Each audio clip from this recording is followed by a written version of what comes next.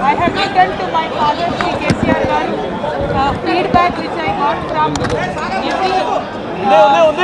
teacher of the leader from our party and from Telangana people party 2 weeks back. I've always written to my father at various stages. Whenever I needed to give him any feedback, I've always written to him. This time it got out. I believe it is the handiwork of some of the forwards in the party, and the party should decide how to deal with them. Negative against KCR Garu or the party to strengthen the party and to work for the people of Telangana.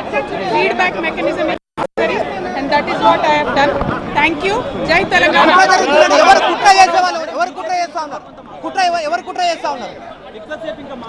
KCR గారు దేవుడు కానీ కేసీఆర్ గారి చుట్టూ కొన్ని దయ్యాలు ఉన్నాయి.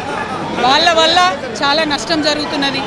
పార్టీలో ఉండేటటువంటి నాకు, నేను కేసీఆర్ గారి కూతుర్ని, అంతరంగికంగా నేను రాసినటువంటి లేఖనే బయటికి వచ్చిందంటే మరి ఇతర సామాన్యుల సంగతి, ఇతరుల పరిస్థితి ఏంటి పార్టీలో అన్నది ఇవాళ చర్చ జరగాల్సినటువంటి అవసరం ఉన్నది. దానికోసమే ఇవాళ నేను మీతో మాట్లాడుతూ ఉన్నా తప్పితే రెగ్యులర్గా నేను ఇచ్చిన ఫీడ్బ్యాక్ అందులో స్పెషల్ ఏం లేదు. ఏ మీటింగ్ అయినా ఏదైనా కూడా నేను సార్కి ఇస్తానే ఉంటాను. కానీ ఈసారి ప్రత్యేకించి బయటికి రావడం అన్నది నేను బాధాకరంగానే ఉన్నది. అయితే ఈ లేఖ, ఈ విషయం అంతా చూసుకొని కాంగ్రెస్ బీజేపీ పార్టీలు బాగా సంబరపడుతున్నట్టున్నాయి. కోతి కొబ్బరికాయ దొరికినట్టుగా ఏదో బీఆర్ఎస్ పార్టీ ఆగమైంది, కేసీఆర్ గారికి ఏమైంది, అంత సీన్ లేదు. మా నాయకుడు కేసీఆర్ గారే.